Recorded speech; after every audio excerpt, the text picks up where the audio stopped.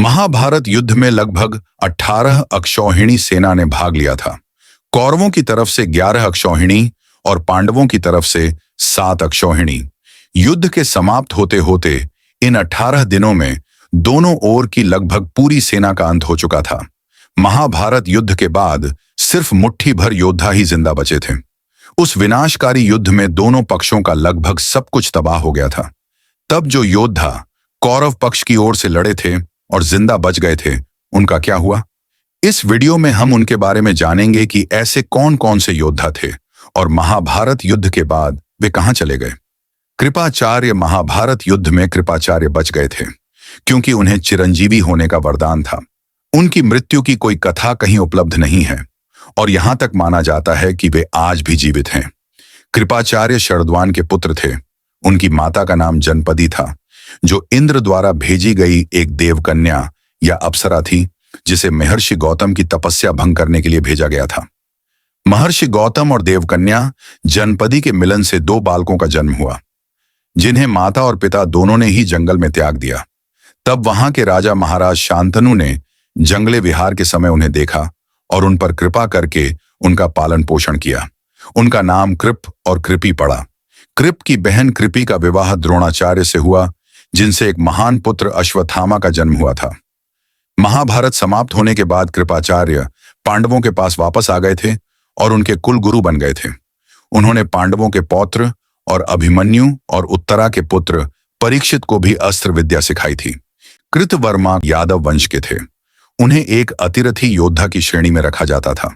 महाभारत युद्ध में कृतवर्मा अपनी एक अक्षौहिणी सेना के साथ दुर्योधन के पक्ष में युद्ध करने आए थे।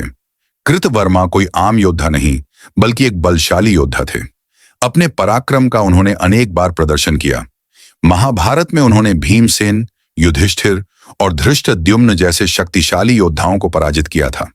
महाभारत के अंत में जब दुर्योधन सरोवर में जाकर छुप गया था, तब कृतवर्मा ने सामने आकर दुर्योधन को युद्ध के लिए उत्साहित किया था। जब अश्वत्थामा ने रात में छुपकर अनेक पांडव योद्धाओं का अनीतिकर वध कर दिया था, तब कृतवर्मा ने वहां से जान बचाकर भाग रहे सैनिकों का वध कर दिया था।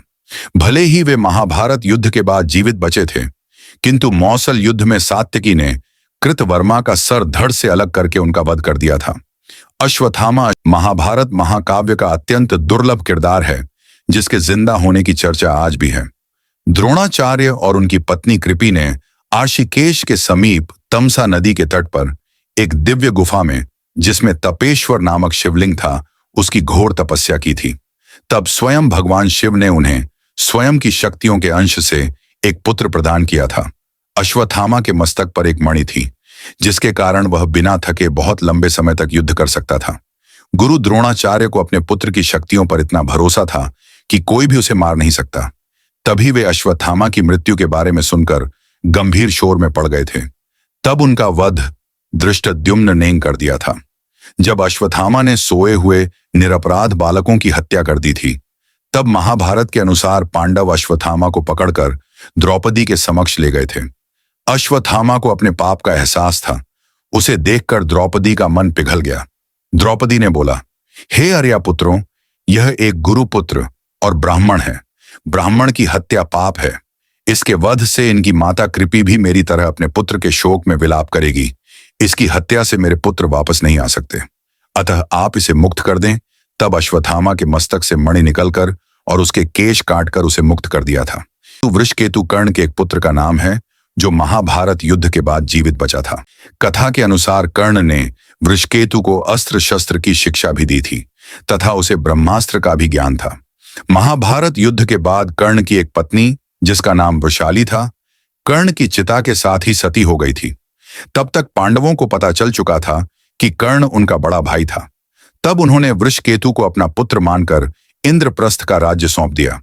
शकुनी पुत्र वृप्रचित्ति मामा शकुनी की पत्नी का नाम आरशी था। इनके 3 पुत्रों का वर्णन महाभारत में मिलता है, जिनका नाम था उलूक, वृकासुर और वृप्रचित्ति।